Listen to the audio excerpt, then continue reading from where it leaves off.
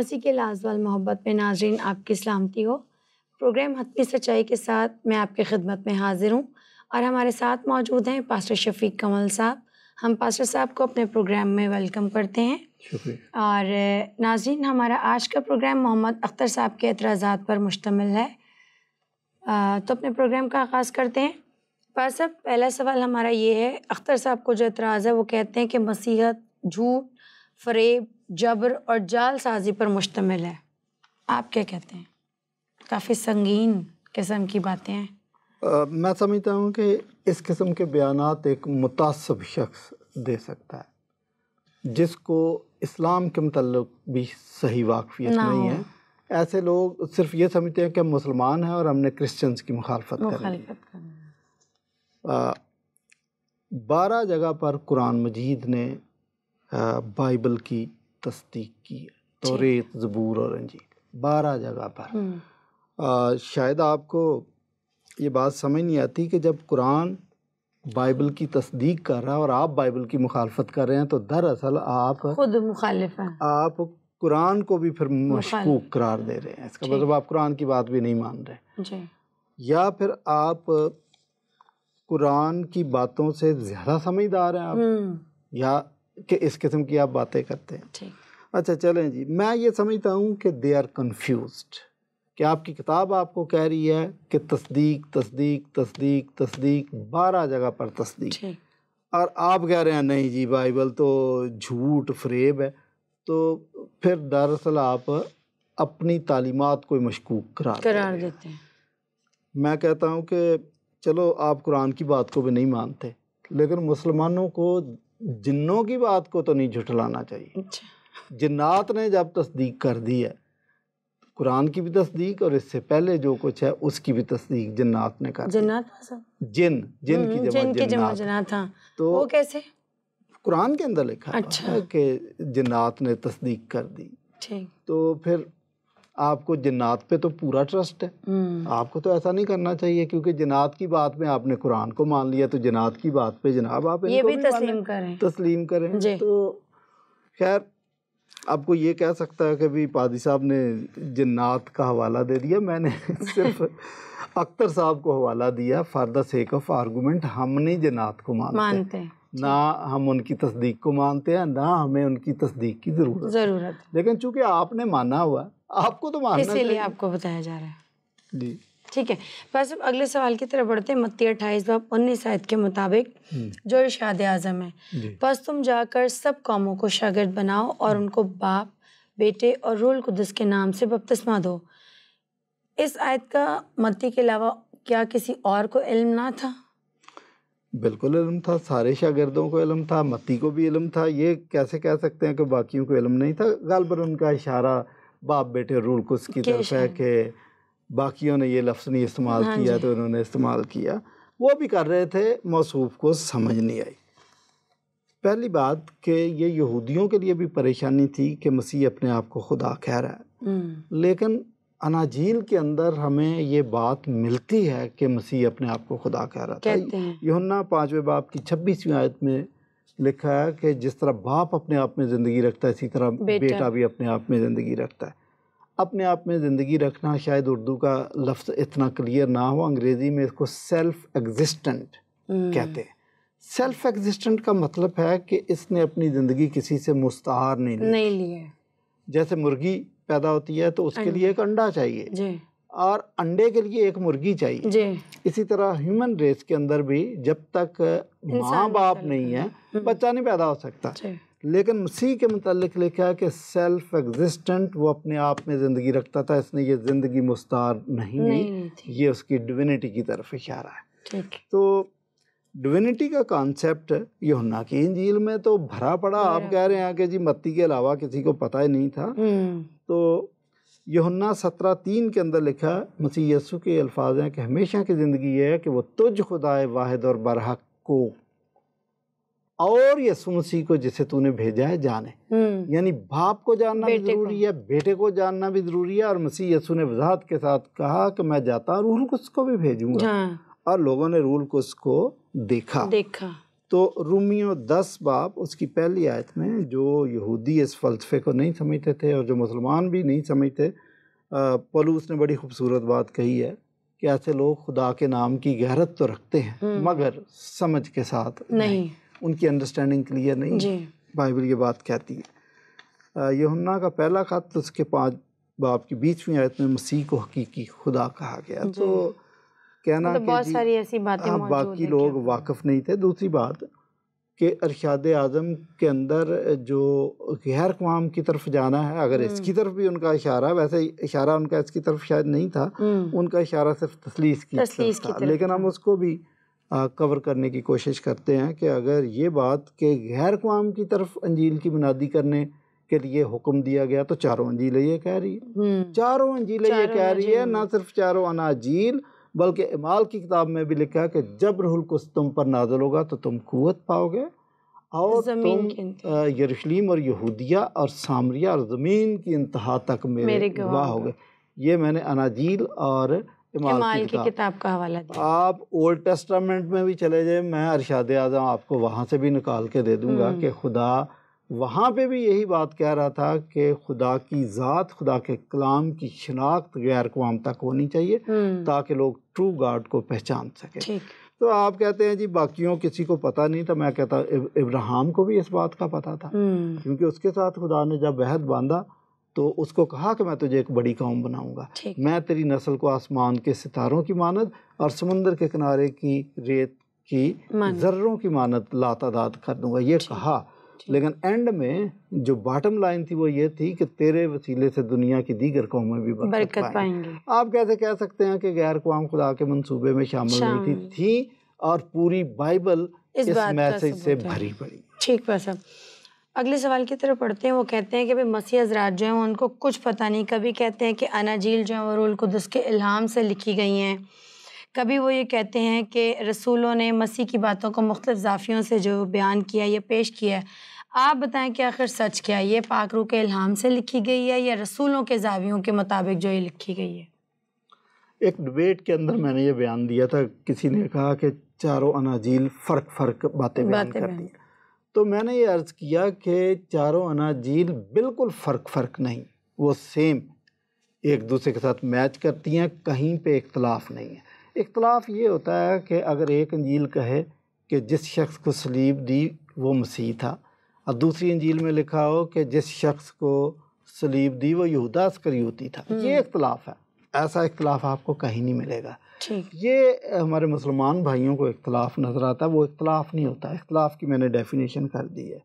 اب کیمروں والی بات کی جو میں نے مثال دی تھی، اسی تناظر میں دی تھی کہ جب شادی ہوتی ہے تو 4 کیمرے لگ جاتے ہیں، وہ مختلف اینگل پہ ہوتے ہیں، تو آپ جب اس کی ویڈیو دیکھتے ہیں تو آپ اگر کوئی دائیں طرف والا کیمرہ اس نے جو ویڈیو بنائی ہے تو وہ کہے گا، جو دیکھنے والا کہے گا ظلم ہو گیا، دلہن کی تو ایک بالی نظر آ رہی ہے دوسری تو ہے ہی نہیں، بھائی وہ اس اینگل سے دکھا رہا ہے تو دوسری نظر نہیں آ رہی لیکن ہے۔ اسی طریقے سے اناجیل انہوں نے چاروں اپنے اپنے اینگل سے لکھی ہے۔ اب وہ اس کو سمجھتے ہیں کہ پھر روح القدس کے الہام سے نہیں لکھی ہے، یہ نہیں کہہ رہا، یا ان کو سمجھ نہیں آ رہی، روح القدس کے الہام سے لکھی ہے تو اپنے اپنے اینگل سے لکھی، اپنے اینگل سے بھی لکھی ہے تو روح القدس کے الہام سے لکھی ہے۔ اس کا مطلب روح القدس یہ چاہ رہا تھا کہ آپ یہ باتیں بیان کریں، آپ یہ بیان کریں، آپ یہ بیان کریں، جب چاروں کو جوڑا جاتا ہے تو ایک خوبصورت چیز بن جاتی ہے، اس کا پرسپیکٹیو ویو نظر آ جاتا ہے۔ تو بھائی یہ آپ کی انڈرسٹینڈنگ کا مسئلہ ہے۔ میں نے پہلے بھی شاید یہ حوالہ دیا تھا کہ المائدہ کی 111 آیت میں لکھا کہ حضرت عیسیٰ کے حواریوں پر بھی وحی نازل ہوتی تھی، تو انہوں نے جو لکھا ہے وہ وحی کے ذریعے لکھا ہے، الہام کے ذریعے لکھا ہے، غلط نہیں ہو سکتا۔ مثال کو انہوں نے مثال ہوتی ہے لیکن ان کی سمجھ میں پھر نہیں آیا۔ اچھا جی، بس اگلی پھر ایک بات انہوں نے اسی طرح کی ہے۔ اب انہوں نے اعتراض کیا کہ عقیدہ تثلیث بھی جھوٹ، فریب اور جال سازی سے رومی حکومتوں کی بت پرستی کی وجہ سے وجود میں آیا تھا۔ وضاحت طلب بات ہے یہ سر۔ میرے تو خیال میں نہیں ہے کہ رومی نظریہ تثلیث کو مانتے ہوں۔ اچھا، رومی ایک بت پرست قوم تھی، ہم زندہ خدا کے ماننے والے ہیں، اور عقیدہ تثلیث بہت سارے لوگوں کو اس بات کا پتہ نہیں ہے کہ مسیح یسوع کی ذات اور ہولی اسپرٹ کی ذات اولڈ ٹیسٹامنٹ میں بھی ہمیں نظر آتی ہے۔ پیدائش کی پہلی کتاب میں لکھا ہے کہ خدا کا روح پانی کی سطح پر جنبش کرتا تھا، تو یہ آپ کیسے کہتے ہیں کہ نہیں ہے؟ زبور 2 کے اندر لکھا ہے کہ حاکم آپس میں مشورہ کر کے کہتے ہیں کہ مسیح اور خدا کے بندھن توڑ ڈالیں، ان کی رسیاں اپنے اوپر سے توڑ پھینکیں۔ خدا جو آسمان پر تخت نشین ہے وہ ان کا مضاحکہ اڑائے گا، وہ ہنسے گا۔ باپ اور مسیح، آسمانی باپ اور مسیح، زبور 2 کے اندر بھی لکھا کہ ان کی شخصیت موجود ہے، آپ کیسے کہہ سکتے ہیں؟ اچھا، پیدائش 3 باب کی 22 آیت کے اندر لکھا ہے کہ انسان نیک و بد کی پہچان میں ہماری مانند ہم میں سے ایک کی مانند، وہ بھی ایک ہی بات ہماری مانند ہو گیا، باپ بیٹا رول قدس کی مانند ہو گیا۔ تو یہ شخصیات وہاں پہ بھی موجود تھی۔ اولڈ ٹیسٹامنٹ میں الوہیم جو کہ جمع کا صیغہ ہے لیکن سنگولر کے طور پر استعمال ہوتا ہے، 2500 مرتبہ استعمال ہوا، جس کا مطلب یہ ہے کہ نظریہ تثلیث باپ بیٹا رول قدس اولڈ ٹیسٹامنٹ کے اندر بھی توحید کے اندر کثرت پائی جاتی ہے، موجود ہے۔ تو یسایہ 6 باب کی 8ویں آیت، اس وقت میں نے خداوند کی آواز سنی جس نے فرمایا کہ میں کس کو بھیجوں، ہماری طرف سے کون جائے گا؟ ہماری طرف سے کون جائے گا؟ تو یہ بات تو وہاں پہ بھی واضح ہے کہ وہ ہم کا صیغہ ہماری استعمال کیا جاتا ہے۔ تو یہ کہنا کہ جی صرف یہ جھوٹ، فریب، جال سازی، یہ یہودیوں نے پہلے یہ باتیں، اس قسم کی باتیں کہنا شروع کی، آپ نے بھی وہی باتیں کہنا شروع کر دی۔ اچھا، عقیدہ تثلیث کی میں ایک اور بات یہاں پہ، بلکہ اچھا ہوا کہ مجھے یاد آ گیا کہ مسلمان کہتا ہے کہ ہمارا جو اتم نظریہ ہے وہ توحید ہے۔ آپ کسی سے بھی پوچھ لیں، اب میں ان کے نظریے کو چیلنج کرتا ہوں کہ یہ اتم نظریہ نہیں ہے، یہ سیکنڈری نظریہ ہے، اور وہ بھی سیکنڈری نظریہ بھی اگر آپ کا ہے تو ہم سے پوچھیں گے کہ توحید کیا ہے۔ چلیں جی، مسلم کی ایک حدیث ہے کہ اگر کوئی توحید پرست ہے تو وہ چور و ڈاکو ہو پھر بھی جنت میں جائے گا۔ تو ایسی توحید کو تو ہم کبھی بھی نہیں مانتے، قائل نہیں ہے۔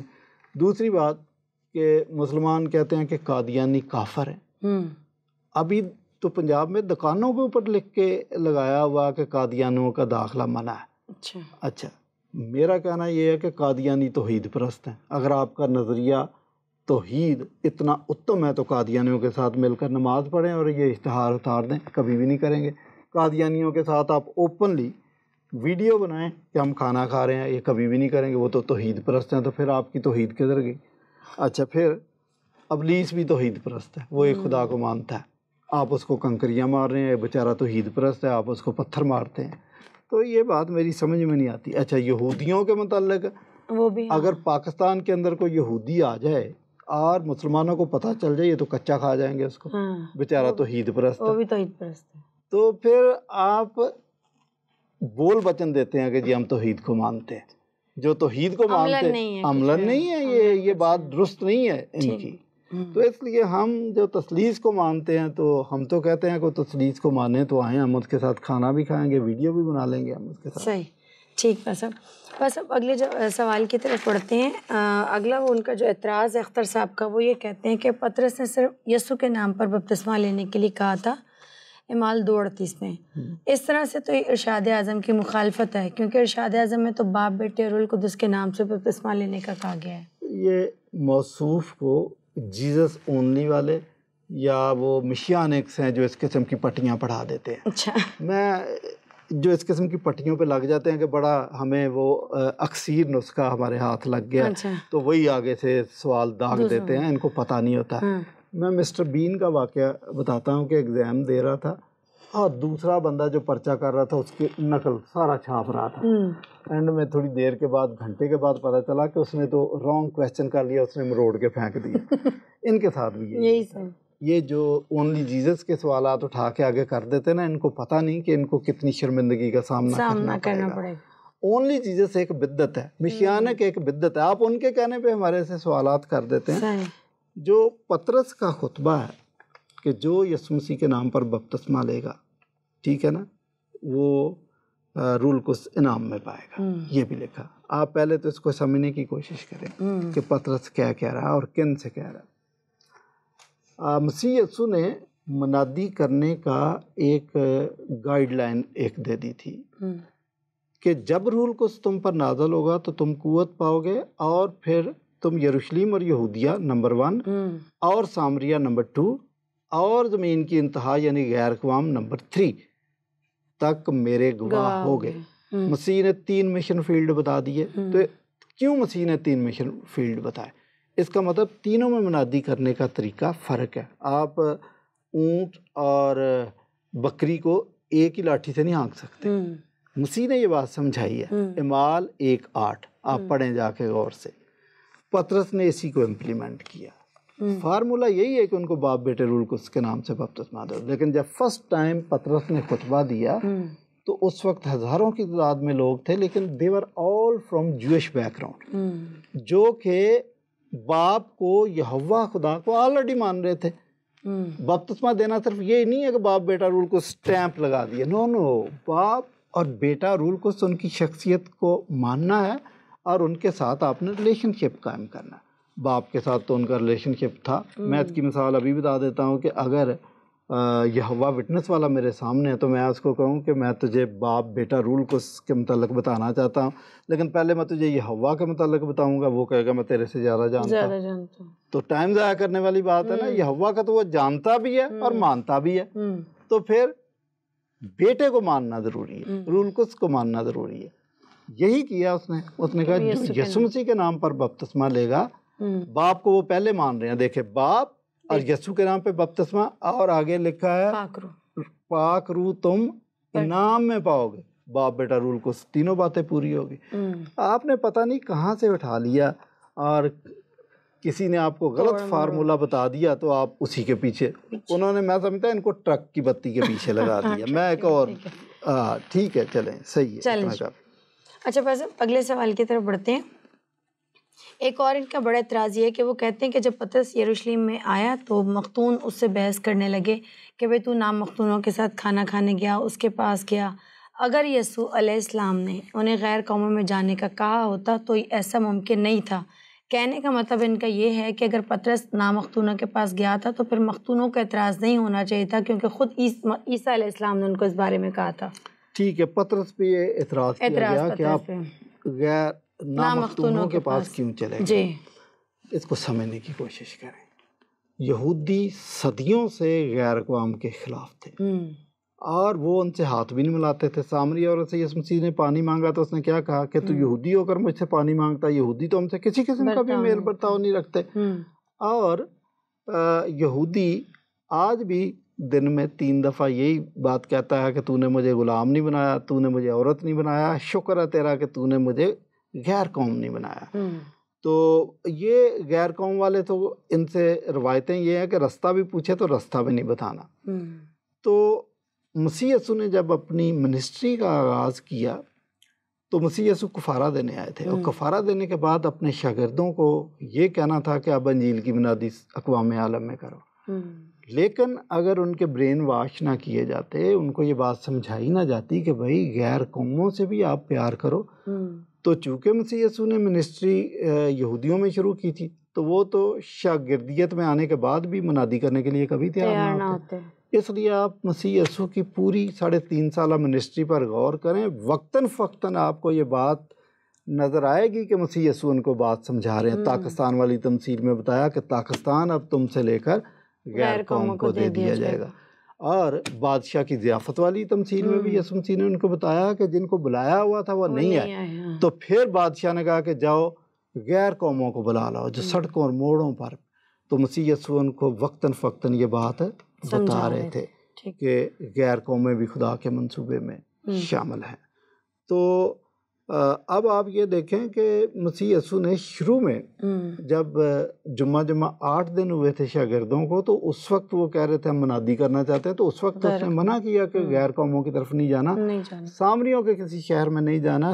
ابھی چونکہ آپ کی ٹریننگ مکمل نہیں ہے، صرف کہاں جانا، آپ نے صرف بنی اسرائیل کی کھوئی بھیڑوں کے پاس۔ بعض لوگ اس کو بھی لیتے ہیں کہ مسیح تو منع کر رہے تھے، منع نہیں کر رہے تھے، وہ کہہ رہے تھے ابھی آپ کی تربیت مکمل نہیں ہے، جب تربیت مکمل ہوگی تو پھر ان کو کہا کہ غیر قوموں کی طرف جاؤ آپ۔ پس تم جا کر سب قوموں کو شاگرد بناؤ۔ اب پطرس کا میں آپ کو واقعہ بتاتا ہوں کہ یہی نہیں ہے کہ مسیح نے ان کو حکم دے دیا اور وہ سیدھے چلے گئے، ابھی بھی رکاوٹیں باقی تھیں، ان رکاوٹوں کو دور کرنا باقی تھا۔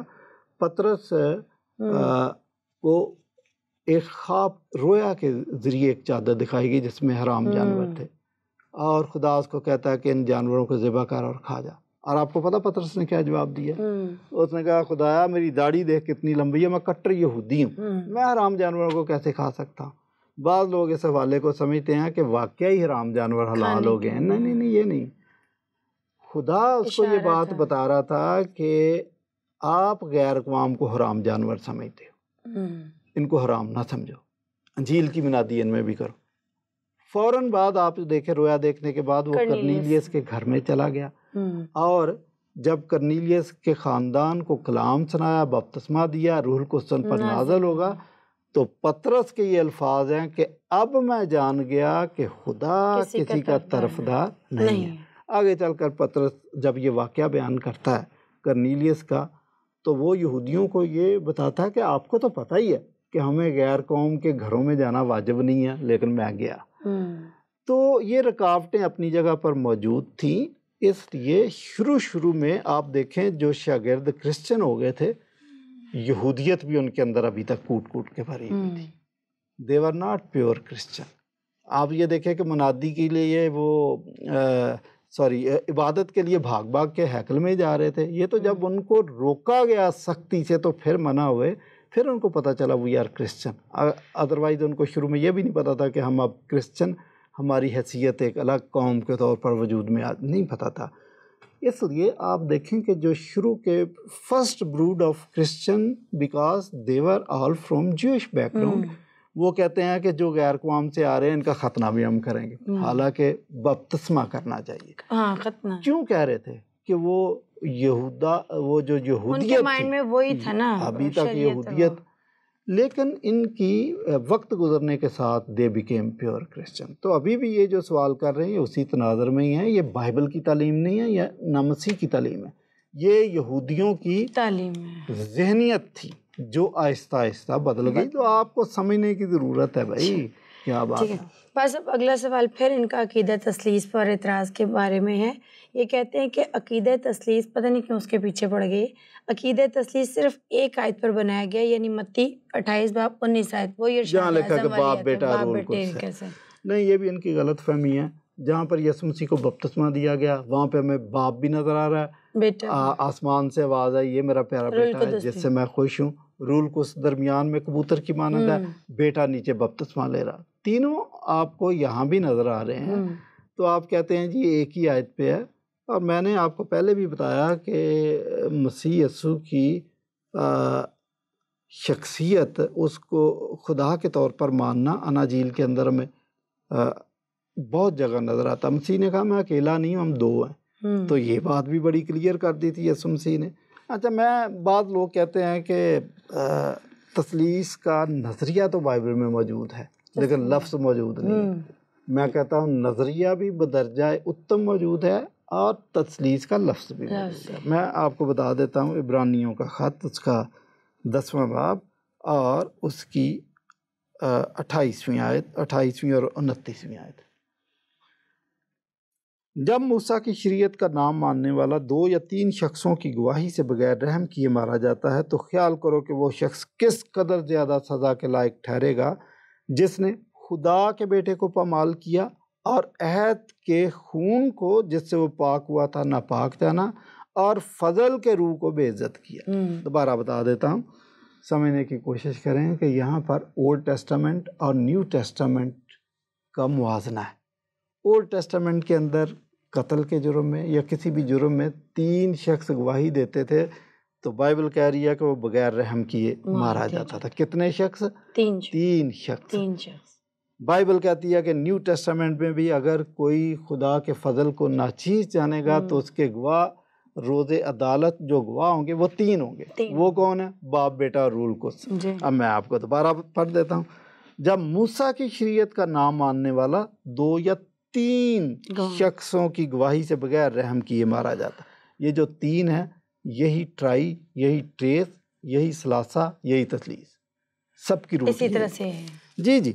تو لکھا ہے کہ جب موسیٰ کی شریعت کا نام ماننے والا 2 یا 3 شخصوں کی گواہی سے بغیر رحم کیے مارا جاتا ہے تو خیال کرو کہ وہ شخص کس قدر زیادہ سزا کے لائق ٹھہرے گا جس نے نمبر 1 خدا کے بیٹے کو پامال کیا، خدا باپ، اور عہد کے خون کو جس سے وہ پاک ہوا تھا ناپاک جانا، عہد کا خون بیٹا مسیح، اور فضل کے روح کو بے عزت کیا، ہولی اسپرٹ، پاک روح کو۔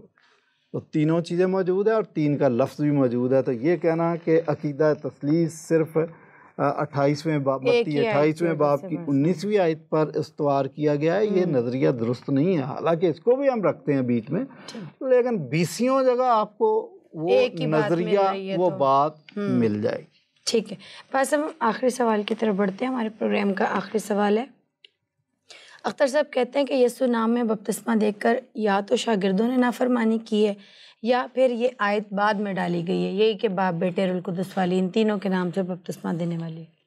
اب کس نے نافرمانی؟ دیکھیں، میں نے آپ کو بڑی کلیئرٹی کے ساتھ بتایا کہ وہ جو یسوع نام میں بپتسمہ دے رہے تھے وہ ان لوگوں کو دے رہے تھے جو باپ کو آلریڈی مان رہے تھے، اور وہاں پر بھی وہ تثلیث کو پورا کرتے تھے۔ میں بائبل کی آپ کو ایک واقعہ بتا دیتا ہوں کہ جب سامریوں کے پاس خدا کا کلام پہنچا تو یہ سامری بھی ایسے لوگ تھے جو شریعت کی پہلی کتابوں کو مانتے تھے، اس کا مطلب یہوہ سے، خدا باپ سے یہ بھی واقف تھے۔ ٹھیک ہے نا جی۔ تو یہاں پہ 8ویں باب میں دیکھیں لکھا ہے کہ 8ویں باب کی 14ویں آیت سے میں آپ کے سامنے پڑھتا ہوں۔ جب رسولوں نے جو یروشلیم میں تھے سنا کہ سامریوں نے خدا کا کلام قبول کر لیا تو پطرس اور یوحنا کو ان کے پاس بھیجا، انہوں نے جا کر ان کے لیے دعا کی کہ روح القدس پائیں، چونکہ وہ اس وقت تک ان میں سے کسی پر نازل نہ ہوا تھا۔ انہوں نے صرف خداوند یسوع کے نام پر بپتسمہ لیا تھا۔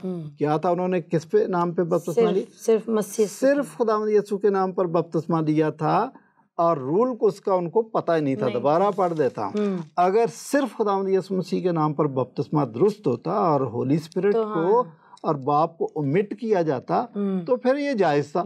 نہیں، لکھا ہے کہ انہوں نے جا کر ان کے لیے دعا کی کہ روح القدس پائیں، کیونکہ اس وقت تک ان میں سے کسی پر روح القدس نازل نہ ہوا تھا۔ انہوں نے صرف خداوند یسوع مسیح کے نام پر بپتسمہ لیا تھا، پھر انہوں نے ان پر ہاتھ رکھے اور انہوں نے روح القدس پایا۔ تو اب مجھے یہ بتائیں کہ یہاں پر بھی باپ، بیٹا اور روح القدس موجود ہے۔ تو یہ کہنا کہ جی شاگردوں نے یسوع کا نام لے کر جو بپتسمہ دیا یا تو نافرمانی کی، انہوں نے نافرمانی نہیں کی۔ ہمارے پاس جو اعمال کی کتاب ہے یہ مکمل ریکارڈ نہیں، اگرچہ ریکارڈ ہے۔ یہ جب یہودیوں کو انہوں نے بپتسمہ دیا تو کس سٹائل سے دیا، جب سامریوں کو دیا تو کس طرح، اور جب غیر قوم کو تو لا محالہ باپ، بیٹے اور روح القدس سے دیا، اور دینا ایسے بھی چاہیے۔ اور یہ کہ دوسری آپشن انہوں نے کہا کہ اس کا مطلب کہ یا تو پھر یہ آیت بعد میں ڈالی گئی، نہیں، یہ آیت بعد میں نہیں ڈالے گی، یہ آیت انجیل کے اندر پہلے سے موجود تھی، اور شاگردوں نے اسی آیت کو حکمت کے ساتھ امپلیمنٹ کیا۔ ٹھیک ہے، امید اختر صاحب کو اپنے تمام اعتراضات کا جواب مل گیا ہوگا۔ بس اب ہمارے پروگرام کا وقت ختم ہوا، آپ کی تشریف آوری کے لیے بہت شکریہ۔ اگلے پروگرام تک کے لیے ناظرین مجھے، پاسٹر شفیق کنول کو، ہماری پوری ٹیم کو اجازت دیجیے۔ مسیح یسوع کا فضل اور اطمینان ہمیشہ آپ کے ساتھ رہے۔ اگر آپ بائبل کے متعلق کوئی سوال پوچھنا چاہتے ہیں یا کوئی اعتراض ہے جو آپ پوچھنا چاہتے ہیں یا کسی چیز کے بارے میں جاننا چاہتے ہیں تو اسکرین پر دیے گئے ہمارے نمبرز پر ہم سے رابطہ کر سکتے ہیں۔ اگلے پروگرام تک کے لیے اپنا بہت خیال رکھیے۔ خداوند مسیح یسوع کا فضل ہمیشہ آپ پر ہوتا رہے۔